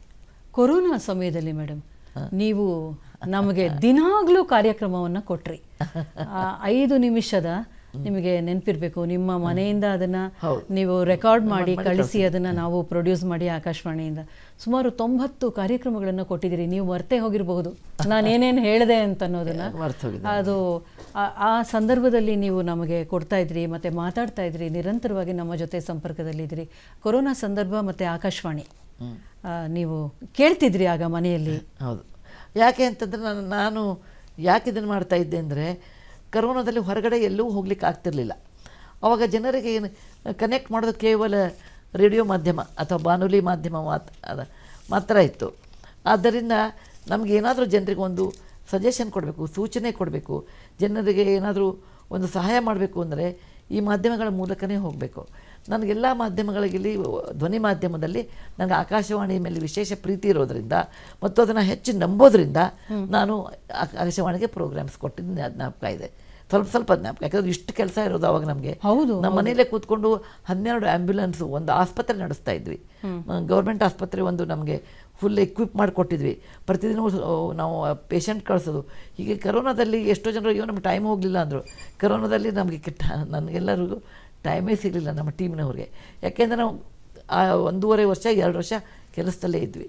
ಸೊ ಜನರಿಗೆ ನಾವು ಏನಾದರೂ ಸಜೆಷನ್ ಕೊಡಬೇಕಾದ್ರೆ ನಾವು ನಿಮ್ಮ ಥ್ರೂ ಕೊಟ್ಟಿದ್ದು ನೆನಪಿದೆ ನನಗೆ. ನೀವು ಇಷ್ಟೆಲ್ಲ ಮಾಡಿದಿರಿ ಮೇಡಮ್, ಯಾಕೆ ನಿಮ್ಮದೇ ಆದ ಒಂದು ವಾಹಿನಿಯನ್ನು ಶುರು ಮಾಡಲಿಲ್ಲ ನೀವು? ಒಂದು ಸ್ಟೇಷನಿನ ಹೆಡ್ ಆದರೆ ನೀವು ನಿಮ್ಮ ಕಾರ್ಯಕ್ರಮಗಳು ಯಾವ ರೀತಿ ಇರುತ್ತೆ? ಮೊದಲನೇದೇನೆಂದರೆ ಇದು ನಮ್ಮ ಉತ್ತರ ಕರ್ನಾಟಕದ ಭಾಷೆಯಲ್ಲಿ ಒಂದು ಗಾದೆ ಮಾತಿದೆ, ಕಕ್ಕಿ ಅಂದರೆ ಚಿಕ್ಕಪ್ಪನ ಹೆಂಡತಿ ದೊಡ್ಡಪ್ಪನ ಹೆಂಡತಿ ಕಕ್ಕಿ ಅಂತೀವಿ ನಾವು. ಕಕ್ಕಿಗೆ ಮೀಸೆ ಇದ್ದರೆ ಕಾಕ ಅಂತ ಇದ್ದೆ ಅಂದರೆ ಚಿಕ್ಕಪ್ಪ ಅಂತಿದ್ದೆ. ಕಕ್ಕಿಗೆ ಮೀಸೆ ಅಂದರೆ ಚಿಕ್ಕಮ್ಮನಿಗೆ ಮೀಸೆ ಇದ್ದರೆ ಚಿಕ್ಕಪ್ಪ ಅಂತಿದ್ದೆ. ಇದು ನಾನು ಟ್ರಾನ್ಸ್ಲೇಟ್ ಮಾಡಬಲ್ಲೆ. ಹಾಗೆ ಆ ಹೆಡ್ ಏನು ಮಾಡ್ತಿದ್ದೆ ನಾನು ಹೇಳೋಕ್ಕೆ ಬರೋದಿಲ್ಲ, ಯಾಕಂದರೆ ಆ ಪೊಸಿಷನ್ ನನಗೆ ಗೊತ್ತಿಲ್ಲ. ಅವ್ರಿಗಿರೋ ಒತ್ತಡಗಳು, ಅವ್ರಿಗಿರೋ ನಿರ್ಬಂಧಗಳು, ಅವ್ರಿಗಿರೋ ಚೌಕಟ್ಟುಗಳು, ಅವ್ರಿಗಿರೋ ಜವಾಬ್ದಾರಿಗಳು ನನಗೆ ನಿಜವಾಗಿ ಗೊತ್ತಿಲ್ಲ. ಕಾರ್ಯಕ್ರಮದ ರೂಪುರೇಖೆ ಅಥವಾ ಕಾರ್ಯಕ್ರಮದ ರೂಪುರೇಖೆನ ಮತ್ತೊಬ್ಬರ ಬಗ್ಗೆ ನಾವು ಮಾತಾಡೋದು ಬಹಳ ಸುಲಭ. ಅವ್ರ ಚಪ್ಪಲ್ನಲ್ಲಿ ನಾವು ಕಾಲು ಹಾಕಿಬಿಟ್ಟು ಯೋಚನೆ ಮಾಡ್ಬೇಕನ್ನ. ಆದರೆ ಕಾರ್ಯಕ್ರಮಗಳು ನಾನು ಹೆಚ್ಚು ನೀವು ಚೆನ್ನಾಗೇ ಮಾಡ್ತಿದ್ದೀರಿ, ನಾನು ಇದಕ್ಕಿಂತ ಹೆಚ್ಚು ಏನು ಕೊಡಬಲ್ಲೆ ಅಂತ, ಇನ್ನೂ ಸ್ವಲ್ಪ ಸಿನಿಮಾ ಹಾಡ್ಕೊಡ್ತಿದ್ನೋ ಏನೋ ಅಂತ ಅಂದ್ಕೊಂಡಿದ್ದೀನಿ, ನನಗಿಷ್ಟ ಅಂಥೇಳಿ ಅಂತ. ಆದರೆ ನಮಗೇನು ಸಜೆಷನ್ ಕೊಡೋದು ಹಾಗೆ ನನಗೆ ಅನಿಸಿಲ್ಲ. ಯಾಕಂದರೆ ನೀವೆಲ್ಲ ಮಾಡ್ತಿರೋದು ರೈತರಿಗಾಗಿ. ನನಗೆ ತುಂಬ ಆಸೆ ಇರೋದು ಕೃಷಿ. ಯಾಕೆಂದರೆ ನಾನು ಒಂದು ಕೃಷಿ ಕೆಲಸ ಮಾಡ್ತೀನಿ. ಇದನ್ನು ಏನಂತೀರ, ರಾಗಿ ಬಿತ್ತೀನಿ ನಾನು, ಅದಕ್ಕೆ ತರಕಾರಿ ನಾನೇ ಬೆಳ್ಕೊತೀನಿ. ಅದಕ್ಕೆ ನಾನು ಯಾವಾಗಲೂ ನಿಮ್ಮ ಕೃಷಿ ಸಮಯ ನಾನು ಕೇಳ್ತಾ ಇರ್ತೀನಿ, ನಿಮ್ಮ ಹವಾಮಾನಕ್ಕೆ ವರದಿ ಕೇಳ್ತಿರ್ತೀನಿ, ಕೃಷಿಕರಿಗಾಗಿ ಅಂತ ನಿಮ್ಮದು ರೈತನ ಮಿತ್ರ ಅಂತೇನೋ ಹೇಳ್ತಿರ್ತೀನಿ. ಅದನ್ನು ಅವನ್ನ ಎಲ್ಲ ಕೇಳ್ಕೊತಾ ಇರ್ತೀನಿ. ಸೊ ನಿಮ್ಮ ಪ್ರೋಗ್ರಾಮ್ಗಳು ಮಕ್ಕಳಿಗಿದೆ, ರೈತರಿಗಿದೆ, ಸಮಾಜಕ್ಕಿದೆ, ಮಹಿಳೆಯರಿಗಿದೆ, ಬೇಕಾದಷ್ಟು ಬಹಳ ಚೆನ್ನಾಗಿದೆ. ನಾಗರಿಕರಿಗೂ ಇದೆ, ಹಿರಿಯ ನಾಗರಿಕರು ನಾವು ಬಂದ್ಬಿಟ್ಟಿದ್ದೀವಿ. ಈಗ ಅದಿದೆ, ವೈದ್ಯರ ಸಲಹೆ ಇದೆ, ನಮ್ಮ ಅಕ್ಕನೇ ಬರ್ತಾಳೆ, ಗರ್ಭಿಣಿಯರಿಗಿದೆ, ಮತ್ತೆ ಒಳ್ಳೆ ವಾರ್ತೆಗಳಿದೆ, ಶುದ್ಧವಾದ ವಾರ್ತೆಗಳನ್ನು ಹೇಳ್ತೀರಿ. ಸೊ ಇನ್ನು ನಾವು ಬೇರೆ ಏನು ಮಾಡ್ಲಿಕ್ಕಾಗ್ತಿದೆ ಇದರಲ್ಲಿ, ಎಕ್ಸೆಪ್ಟ್ ನಾನು ಇನ್ನೂ ಸ್ವಲ್ಪ ಸಿನಿಮಾ ಹಾಡು ಜಾಸ್ತಿ ಕೊಡಿ ಅನ್ನೋದು ಬಿಟ್ಟರೆ ನನಗೇನು ಅನಿಸೋದಿಲ್ಲ. ಸಿನಿಮಾ ಹಾಡುಗಳು ಈಗ FM ಕೇಂದ್ರಗಳ ಮೂಲಕ ಮಾಡ್ತೀರಿ, ಹೆಚ್ಚಿನ ಸಿನಿಮಾ ಹಾಡುಗಳು. ನನಗೆ ಒಂದು ನೀವು ಮಾಡ್ತೀರಿ ಇದನ್ನ ಪ್ರೋಗ್ರಾಮ್, ಯಾಕಂದರೆ ನಾ ಇದನ್ನು ಕೇಳಿದ ಜ್ಞಾಪಕ 7:15 ಒಂದು ಪ್ರೋಗ್ರಾಮ್ ಬರ್ತಿತ್ತು ನಾವು ಚಿಕ್ಕವಳಿದ್ದಾಗ. ಈಗ ಅದನ್ನು ಏನೋ ನನಗೆ ಗೊತ್ತಿಲ್ಲ, ಯಾಕಂದರೆ 7:15 ನಾನು ಎಷ್ಟೊತ್ತಿಗೆ ಆಫೀಸಲ್ಲಿ ಇದ್ಬಿಡ್ತೀನಿ. 7:15 ಒಂದು ಒಳ್ಳೆ ಪ್ರೋಗ್ರಾಮ್ ಬರ್ತಿತ್ತು, ರಾಗ, ಹಿಂದೂಸ್ತಾನಿ ರಾಗ, ಅದರ ಮೇಲೆ ಸಿನಿಮಾ ಹಾಡು. ಅದು ನನಗೆ ಬಹಳ ಜೀವನದಲ್ಲಿ ಸಹಾಯ ಆಯಿತು. ಯಾಕೆಂದರೆ ನಾನು ಶಾಸ್ತ್ರೀಯ ಸಂಗೀತವನ್ನು ಕಲಿತವಳಲ್ಲ, ನನಗೆ ಪ್ರಿಯವಾದದ್ದು ಹಿಂದೂಸ್ತಾನಿ ಸಂಗೀತ. ನಾನು ಧಾರವಾಡ ಬೆಲ್ಟ್ನಿಂದ ಬಂದಿರೋದ್ರಿಂದ, ಕಿರಾಣ ಘರಾಣ ನಮ್ಮ ಕಡೆಗೆ ಇರೋದ್ರಿಂದ ಉತ್ತಮವಾದ ಗಾಯಕರು ಸಹಿತ ನಮ್ಮಲ್ಲೇ ಹುಟ್ಟಿದ್ದಾರೆ. ಬಸವರಾಜ ರಾಜಗುರು ಇದ್ದಾರೆ, ಇದ್ದರು, ಮಲ್ಲಿಕಾರ್ಜುನ್ ಮನ್ಸೂರ್ ಇದ್ದರು, ಗಂಗೂಬಾಯಿಯವರಿದ್ದರು, ಆಮೇಲೆ ನಮ್ಮ ಭೀಮಸೇನ್ ಜೋಶಿಯವರಿದ್ದರು, ಮಾಧವ ಗುಡಿಯವರಿದ್ದರು, ಈಗಲೂ ಇದ್ದಾರೆ ಅಂತ. ಇತ್ತೀಚೆಗೆ ಯಾರೋ ಧಾರವಾಡ ಘರಾಣ ಅಂತ ತೆಗೆದಿದ್ರು. ಅಂದರೆ ಘರಾಣ ಗಿರಾಣ ಮಾಡಬೇಡಿ, ಕಿರಾಣ ಘರಾಣನೇ ಇರಲಿ, ರಸಿಕರಿಗೆ ಯಾವ ಘರಾಣ ಆದರೂ ಏನು ಕೇಳಿ ಆನಂದಿಸೋದೇ ಮುಖ್ಯ ಅಂತ. ಅದನ್ನು ರಾಗವನ್ನು ಗುರುತಿಸೋದು ಕಲ್ತಿರೋದು ಕೇವಲ ಆಕಾಶವಾಣಿಯಿಂದ. ಅದನ್ನ ಹೇಳೋದು ಮರ್ತಿದ್ದೆ. 7:15 ಅದನ್ನು ನಾನು ಆನ್ ಮಾಡ್ತಾ ಇದ್ದೆ ನಾನು ಬಾಲ್ಯದಲ್ಲಿ. ಆವಾಗ ಹಳೆ ಕಾಲದಲ್ಲಿ ನಮ್ಮ ಮನೇಲಿ ಒಟ್ಟು ಕುಟುಂಬ ಇರೋದು, ಎಲ್ಲರಿಗೂ ಒಂದೊಂದು ಕೆಲಸ ಇರೋದು. ನಾನು ಹೇಳ್ತಾ ಇದ್ದೆ, ನನಗೆ ಬೇರೆ ಕೆಲಸ ಕೊಡಬೇಡಿ, ರುಬ್ಬೋ ಕೆಲಸ ಕೊಡಿ ಅಂತಿದ್ದೆ. ಯಾಕೆಂದರೆ ಅಲ್ಲಿ ತಲೆ ಜಾಸ್ತಿ ಖರ್ಚು ಮಾಡೋಕ್ಕಾಗೋಲ್ಲ. ಅಕ್ಕಿ ಹಾಕೋದು, ನೀರು ಹಾಕೋದು, ರುಬ್ತಾ ಇರಬೇಕು. ಆದರೆ ಬೇರೆ ಕೆಲಸ ನಾವು ಮಾಡಬೇಕು ಅಂದಾಗ ನಾನು ಈ ಆಕಾಶವಾಣಿ 7:15 ಇದನ್ನು ಹಚ್ಚುತ್ತಾ ಇದ್ದೆ. ಏನಂದರೆ ರಾಗ ಗುರುತಿಸೋದು. ಭೈರವಿ ರಾಗವನ್ನು ಎಂಟೈರ್ ಆಕಾಶವಾಣಿಯನ್ನು ಕಲ್ತಿದ್ದೀನಿ, ಭೀಮ್ ಪಲಾಸ್ ಕಲ್ತಿದ್ದೀನಿ, ಆಮೇಲೆ ನಂದರಾಗವನ್ನು ಕಲ್ತಿದ್ದೀನಿ, ಮಾಲ್ಕೌಸ್ ಕಲ್ತಿದ್ದೀನಿ, ಆಮೇಲೆ ಹೀರ್ ಭೈರವಿ ಕಲ್ತಿದ್ದೀನಿ, ಮಲ್ಲಾರ್ ಕಲ್ತಿದ್ದೀನಿ, ಮಿಯಾ ಮಲ್ಲಾರ್ ಕಲ್ತಿದ್ದೀನಿ, ಭೂಪ್ ಕಲ್ತಿದ್ದೀನಿ. ಸೊ ನಾನು ಅನೇಕ ರಾಗಗಳನ್ನು ಗುರುತಿಸೋದು ಆ 7:15 7:45 ವೇಳೆಯಲ್ಲಿ. ಈಗ ಇದೇನೋ ಇರೋ ನನಗೆ ಗೊತ್ತಿಲ್ಲ, ಅದಿರಲಿಲ್ಲ ಅಂದರೆ ದಯವಿಟ್ಟು ಇಂಟ್ರೊಡ್ಯೂಸ್ ಮಾಡಿ ಅದನ್ನು. ಆಕಾಶವಾಣಿ 90 ಸಂಭ್ರಮಕ್ಕೆ ನಮ್ಮೆಲ್ಲರಿಗೂ ನಿಮ್ಮ ಸಂದೇಶ. ನೀವು ನಿರಾಡಂಬರವಾದ, ಸರಳವಾದ, ಆದರೆ ಗಟ್ಟಿಯಾದ ಸುದ್ದಿ ಮಾಧ್ಯಮ ಇದ್ದೀರಿ, ಮನೋರಂಜನಾ ಮಾಧ್ಯಮ ಇದ್ದೀರಿ. ಜಗತ್ತಾದ್ಯಂತ ನೀವು ಸುದ್ದಿಯನ್ನು ನಿಮ್ಮ ಆ್ಯಪ್ನಿಂದ ಮುಟ್ಟಿಸ್ತಾ ಇದ್ದೀರಿ. ಇದು ಒಂದು ದೊಡ್ಡ ಕೆಲಸ. ಯಾವುದೇ ಒಂದು ಸಂಸ್ಥೆ ಬಹಳ ದಿನ ಇರಬೇಕಾದ್ರೆ ಅದು ಯಾರ ಇನ್ಫ್ಲೂಯೆನ್ಸ್ನಿಂದ ನಡೆಯೋಲ್ಲ, ಯಾವ ಪ್ರಚಾರದಿಂದ ನಡೆಯೋದಿಲ್ಲ, ಅದು ತನ್ನ ಒಳಗಿನ ಗಟ್ಟಿತನದಿಂದ ನಡೆಯುತ್ತೆ. ಇದನ್ನು ಕಂಪನಿಗಳಿಗೂ ಹೇಳ್ತೀನಿ, ಒಬ್ಬ ವ್ಯಕ್ತಿ ಬಗ್ಗೆನೂ ಹೇಳ್ತೀನಿ. ಒಂದು ವ್ಯಕ್ತಿ ಸಾಹಿತ್ಯ, ಸಂಗೀತ ಬಹಳ ದಿನ ನಿಲ್ಲಬೇಕು ಅಂತಂದರೆ ಅದು ಗಟ್ಟಿ ಇದ್ದರೆ ಮಾತ್ರ ನಿಲ್ಲುತ್ತೆ. ಮೊದಲಿನ 1-2 ಸಿನಿಮಾನೂ ಹೇಳ್ತೀನಿ ನಾನು. ಮೊದಲಿನ ಸಿನಿಮಾದಲ್ಲಿ ಅದರ ಕಂಟೆಂಟ್ ಗಟ್ಟಿದ್ದರೆ ಮಾತ್ರ ಸಿನಿಮಾ ಸಕ್ಸಸ್ಫುಲ್. ಕಾಲಾಂತರದಲ್ಲಿ ಆಗುತ್ತೆ, ನೆನಪು ಇಟ್ಕೋತಾರೆ ಜನ. ಅದೇ ರೀತಿ ನೀವು ಪುಸ್ತಕ ಬರೆದಾಗ ನಿಮ್ಮ ಸಾಹಿತ್ಯ ಗಟ್ಟಿ ಇದ್ದರೆ, ಜನಗೆ ಕನ್ವಿನ್ಸ್ ಆಗ್ತಾ ಇದ್ದರೆ ಮಾತ್ರ ಅದು ನಿಮ್ಮ ಸಾಹಿತ್ಯ ನಿಮ್ಮ ಪುಸ್ತಕಗಳು ಮಾರಾಟ ಆಗುತ್ತೆ. ಅದೇ ಥರ ಒಂದು ಕಂಪನಿಯಲ್ಲಿ ನೀವು ಲಾಭವನ್ನು ಮಾಡಿಕೊಂಡು ಪ್ರತಿ ವರ್ಷವೂ ನೀವು ನಿಮ್ಮಲ್ಲಿ ಬದಲಾವಣೆ ಮಾಡ್ಕೊಂಡಿದ್ರೆ ಆ ಕಂಪನಿ 100 ವರ್ಷ ಹಿಡಿಯುತ್ತೆ. ಅದಕ್ಕೆ ಕಂಪನಿಗಳು ಯಾಕೆ ಫೇಲ್ ಆಗಿಬಿಡ್ತಿದೆ ಅಂದರೆ ಒಳಗಿನ ಸತ್ವ ಇರೋದಿಲ್ಲ. ನಿಮಗೂ ನಾನು ಅದನ್ನೇ ಹೇಳ್ತೀನಿ, 90 ವರ್ಷ ಅಂದರೆ ಏನು ಕಡಿಮೆನೋ, 9 ದಶಕ. ಅದರಲ್ಲಿ ವಿವಿಧವಾದ ಚೇಂಜ್ ಆಗಿದೆ ಭಾರತಕ್ಕೆ. 90 ವರ್ಷದಲ್ಲಿ ಏನೇನಾಗಿದೆ, ಭಾರತಕ್ಕೆ ಸ್ವತಂತ್ರತೆ ಬಂದಿದೆ, ಚಲೋ ಕ್ವಿಟ್ ಇಂಡಿಯಾ ಆಗಿದೆ, ಭಾರತದಲ್ಲಿ ಅನೇಕ ಬದಲಾವಣೆಗಳು ಬಂದಿದೆ, ಅನೇಕ ಪ್ರಧಾನಮಂತ್ರಿಗಳು ಆಗೋಗಿದ್ದಾರೆ, ಅನೇಕ ಚಳುವಳಿಗಳಿಗೆ ಬಂದಿದೆ, ಅನೇಕ ಸಂಸ್ಕೃತಿಯಲ್ಲಿ ಅನೇಕ ಬದಲಾವಣೆ ಬಂದಿದೆ, ಭಾಷೆಯಲ್ಲಿ ಬಂದಿದೆ, ಆರ್ಥಿಕತೆಯಲ್ಲಿ ನಾವು ಎಷ್ಟು ಮುಂದುವರೆದೀವಿ ಅನ್ನೋದು ಬೇರೆಯವ್ರನ್ನ ಕೇಳಬೇಕು, ನಮ್ಮದಲ್ಲ. ನಮ್ಮ ದೇಶಕ್ಕೆ ಯಾರು ಬರ್ತಾರಲ್ಲ ನಮ್ಮ ಭಾರತೀಯರು ಬೇರೆ ದೇಶದಿಂದ, ನಾನು ಪ್ರತಿ ಸರ್ತಿ ಕೇಳ್ತೀನಿ, ನೀವು ಇಂಡಿಯಾ ಬಿಟ್ಟು ಹೋದಾಗ ನಿಮಗೆ ಭಾರತ ಬಗ್ಗೆ ಏನಿತ್ತು, ಈಗೇನು ಅನಿಸುತ್ತೆ ಅಂತ. ಇದಕ್ಕೆ ವ್ಯತಿರಿಕ್ತವಾಗಿ ಇನ್ನೂ ಹೇಳ್ತೀನಿ, ನಾವು ಸಣ್ಣವರಿದ್ದಾಗ ಬೇರೆ ದೇಶಕ್ಕೆ ಹೋದಾಗ ಸಾಮಾನು ತರ್ತಿದ್ವಿ. ಈಗ ಬೇರೆಯವರು ನಮ್ಮದೇ ಜನ ನಮ್ಮ ಭಾರತೀಯರು ಭಾರತಕ್ಕೆ ಬಂದಾಗ ಇಲ್ಲಿಂದ ಹೋಗ್ಬೇಕಾದ್ರೆ ಸಾಮಾನು ತೊಗೊಂಡು ಹೋಗೋದು ನಾನು ನೋಡಿದ್ದೀನಿ. ಜಗತ್ತಿನ ಯಾವ ಮೂಲೆಯಲ್ಲಿ ಯಾವ ಸಾಮಾನು ನಮ್ಮ ಭಾರತದಲ್ಲೇ ಸಿಗುತ್ತೆ, ನಮ್ಮ ಬೆಂಗಳೂರಲ್ಲೇ ಸಿಗುತ್ತೆ. ಖಾಲಿ ಕೈಯಿಂದ ನಾನು ಬೇರೆ ದೇಶದಿಂದ ಬರ್ತೀನಿ, ಏನೂ ತರೋ ಕಾರಣ ಇಲ್ಲ. ನಮ್ಮಲ್ಲಿ ಅದೇ ನಮ್ಮ ದುಡ್ಡಿನಲ್ಲೇ ಅದಕ್ಕಿಂತ ಕಡಿಮೆ ಬೆಲೆಯಲ್ಲಿ ಅಷ್ಟೇ ಕ್ವಾಲಿಟಿ ನಮಗೆ ಸಿಗುತ್ತೆ. ಅದಕ್ಕೆ ಭಾರತದಲ್ಲಿ ಆರ್ಥಿಕ ಬದಲಾವಣೆ ಅದೆಲ್ಲದಕ್ಕಿಂತ ಹೆಚ್ಚು ಆತ್ಮವಿಶ್ವಾಸ. ಭಾರತೀಯರಲ್ಲಿ ಮೂಡಿದ ಆತ್ಮವಿಶ್ವಾಸ ಅದು ನಮ್ಮ ಗುಲಾಮತನವನ್ನು ಬಿಟ್ಟು, ಯಾಕೆಂದರೆ ನೀವೆಲ್ಲ ನೋಡಿಲ್ಲ, ನಾನು 1950ರಲ್ಲಿ ಹುಟ್ಟಿದವಳು. ನಾನು ನೋಡಿದ್ದೀನಿ ಸಮಾಜದಲ್ಲಿ ಅವಾಗ ಹೇಗಿತ್ತು, ಬೇರೆ ದೇಶದ ಬಗ್ಗೆ ಎಷ್ಟು ಭಯಭಕ್ತಿ ಇತ್ತು. ಈಗ ನಾವು ನೀವು ಸಮಾನವಾಗಿದ್ದೀವಿ ಅಂತ ಹೇಳ್ತೀವಿ. ಇನ್ನು ಕೆಲ ಕಡೆ ನಾವು ನಿಮಗಿಂತ ಹೆಚ್ಚೇ ಇದ್ದೀವಿ, ಆದರೆ ನಾವು ಆ ದುರಹಂಕಾರ ತೋರಿಸೋದಿಲ್ಲ. ಅಂದರೆ ಒಂದು ಗುಲಾಮಗಿರಿಯಿಂದ ಪರತಂತ್ರದಿಂದ ನಾವು ಅದರಿಂದ ಬಳಲುವ ನಾವು ಆರ್ಥಿಕ ಸಂಕಟದಿಂದ ಎಲ್ಲೆಲ್ಲ ಕಡೆ ಗೋಧಿ ಇಸ್ಕೋ, ಅಕ್ಕಿ ಇಸ್ಕೋ, ಇವತ್ತು ನಾವು ಆಮದಿಗಿಂತ ರಫ್ತು ಮಾಡೋ ಹಾಗಿದ್ದೀವಿ. ಅದಕ್ಕೆ ಆ ಆತ್ಮವಿಶ್ವಾಸ ಇದೆ ನಮಗೆ. ಅದಕ್ಕೆ ಈ 90 ವರ್ಷಗಳಲ್ಲಿ ಆಗಿರುವ ಒಂದು ಎಂಥ ಮಹತ್ವರವಾದ ಬದಲಾವಣೆಯಲ್ಲಿ ನೀವು ಸ್ಥಿರವಾಗಿ ನಿಂತಿರೋದರಿಂದ ನಿಮ್ಮಲ್ಲಿ ಗುಣಮಟ್ಟವೇ ಶ್ರೇಷ್ಠ ಇದಕ್ಕೆ ಕಾರಣ. ಮತ್ತು ನಿಮ್ಮಲ್ಲಿ ಎಲ್ಲರೂ ಬಹಳ ಸಿನ್ಸಿಯರ್ ಇದ್ದೀರಿ, ಅದನ್ನು ನಾನು ನೋಡ್ತೀನಿ. ನಿಮ್ಮಲ್ಲಿ ಬಾನುಲಿಯಲ್ಲಿ ಕೆಲಸ ಮಾಡುವ ಎಲ್ಲ ಕೆಲಸಗಾರರು, ತಂತ್ರಜ್ಞರು, ಸುದ್ದಿ ಓದೋರು, ನೀವು ಕಾರ್ಯಕ್ರಮ ನಡೆಸೋರು, ನೀವೆಲ್ಲರೂ ಬಹಳ ಸಿನ್ಸಿಯರ್ ಇರೋದು ನಾನು ನೋಡಿದ್ದೀನಿ. ಯಾವುದೇ ಆಡಂಬರವಿಲ್ಲದೆ, ಆಟೋಪಾಠವಿಲ್ಲದೆ ಶಾಂತವಾಗಿ ಹರಿಯುವಂತ ನಾನು ಹೇಳಿದೆ, ಗಂಗೆಗೆ ಹೇಳಿಬಿಟ್ಟಿದ್ದೀನಿ. ಆ ಥರ ನಿಮ್ಮೆಲ್ಲ ಸಿಬ್ಬಂದಿ ವರ್ಗದವರು ವೆರಿ ಎಫಿಷಿಯೆಂಟ್ ಇದ್ದಾರೆ. ಯಾವುದೇ ನಮ್ಮ ಮೂಲೆಗೆ ಹೋಗಿ ನೋಡಿದ್ದೀನಿ. ನಿಮ್ಮ ಮುಖ್ಯವಾದ ಕಚೇರಿ ನಮ್ಮ ಪಾರ್ಲಿಮೆಂಟ್ ಪಕ್ಕದಲ್ಲಿದ್ದಾಗ ಪ್ರತಿ ಸರ್ತಿ ನೋಡಿದಾಗ ನಾನು ಅಂತೀನಿ, ಇದಕ್ಕೆ ನನಗೆ ಎಷ್ಟೊಂದು ನಂಟಿದೆ, ಎಷ್ಟೊಂದು ಋಣ ಇದೆ ನಿಮ್ಮದಿಗೆ. ನನಗೆ ಆಕಾಶವಾಣಿಯ ಬಹಳ ಋಣ ಇದೆ. ಬಹಳಷ್ಟು ನಾಲೆಜ್ ವಿದ್ಯೆನ ನಾನು ಅದರಿಂದ ಕಲ್ತಿದ್ದೀನಿ. ಅದರಿಂದ ನಾನು ಸಮಾಜಕ್ಕೆ ಜೋಡಿಸ್ಕೊಂಡಿದ್ದೀನಿ. ಎನಿತು ಜನರಿಗೆ, ಎನಿತು ಜನ್ಮಗಳಿಗೆ ನಾನು ಎನಿತು ಋಣಿಯೋ, ಹಾಗೆ ನೋಡಿದರೆ ಈ ಜನ್ಮವೆಂಬುದು ಒಂದು ಋಣದ ಗಣಿಯೋ. ರಾಜ್ಯಸಭಾ ಸದಸ್ಯರಾಗಿ ಕಲೆ, ಮಾಧ್ಯಮ, ಸಾಹಿತ್ಯ, ಕನ್ನಡಕ್ಕೆ ನೀವೇನು ಕೊಡುಗೆ ಕೊಡಬಹುದು? ಏನು ಕೊಡಲಿ ಹೇಳಿ. ನಾನು ರಾಜ್ಯಸಭಾ ಸದಸ್ಯರಾಗಿ ಪ್ರಶ್ನೆಗಳನ್ನು ಕೇಳಬಹುದು, ರಿಲೆವೆಂಟ್ ಪ್ರಶ್ನೆ ಕೇಳ್ತೀನಿ. ನನಗೆ ಇದು ತಪ್ಪು ಅನ್ನಿಸಿದಾಗ ನನಗೆ ಯಾವುದೇ ಒಂದು ಲಾಭದ ಆಶಯನೇ ಇಲ್ಲ. ನನಗೆ ಓಕೆ, ನಾನು ಇದನ್ನು ಕೇಳಿಬಿಟ್ರೆ ಯಾರು ಮೆಚ್ಚುತ್ತಾರೆ, ಇದನ್ನು ಕೇಳಲಿಲ್ಲ ಅಂದರೆ ಯಾರು ಮೆಚ್ಚೋದಿಲ್ಲ, ಈ ಪ್ರಶ್ನೆ ಕೇಳಿದರೆ ನನಗೇನು ಲಾಭ, ಅವು ಯಾವುವು ನನಗಿಲ್ಲ. ಜನಸಾಮಾನ್ಯರಿಗೆ ಆಗುವ ತೊಂದರೆಗಳಿಂದ ನಾನು ಒಂದು ಪ್ರಶ್ನೆಯನ್ನು ಓದಿಕೊಂಡು ಮಾತಾಡಿ ಪ್ರಶ್ನೆದು ಒಂದು ಬುಕ್ ಮಾಡ್ಕೊಂಡಿರ್ತೀನಿ. ಆ ಪ್ರಶ್ನೆಗಳನ್ನು ಕೇಳ್ತೀನಿ. ಆದಷ್ಟು ನಾನು ಡಿಪಾರ್ಟ್ಮೆಂಟ್ನಲ್ಲಿ ನನಗೆ ಕಲ್ಚರ್ ಡಿಪಾರ್ಟ್ಮೆಂಟ್ನಲ್ಲಿ ರಿಪ್ರೆಸೆಂಟೇಷನ್ ಕೊಡು ಅಂತ ಕೇಳಿದಾಗ ನಾನು ಕೊಟ್ಟಿದ್ದಾರೆ. ಭಾರತೀಯ ಸಂಸ್ಕೃತಿಯ ವಿಭಾಗದಲ್ಲಿ ನನಗೆ ಒಂದು ಮೆಂಬರ್ ಇದ್ದೀನಿ ನಾನು. ಸೊ ನಾನು ಸಜೆಷನ್ ಕೊಡ್ತಿರ್ತೀನಿ. ನಮ್ಮಲ್ಲಿ ಪ್ರೇಕ್ಷಣೀಯ ಸ್ಥಳದ ಬಗ್ಗೆ, ನಮ್ಮಲ್ಲಿ ಆಗುವ ಅನೇಕ ಉತ್ಸವಗಳನ್ನು ಮಾಡಬೇಕು ಅಂತ ಹೇಳ್ತೀನಿ. ಶಾಸ್ತ್ರೀಯ, ಸೆಮಿ ಶಾಸ್ತ್ರೀಯ ಈ ಥರ ಉತ್ಸವ ಮಾಡಬೇಕು ಅಂತ ಹೇಳ್ತೀನಿ. ಅದರ ಮ್ಯೂಸಿಯಂ ಬಗ್ಗೆ ಹೇಳ್ತೀನಿ, ಗ್ರಂಥಾಲಯ ಬಗ್ಗೆ ಹೇಳ್ತೀನಿ, ಸಜೆಷನ್ ಕೊಡ್ತೀನಿ.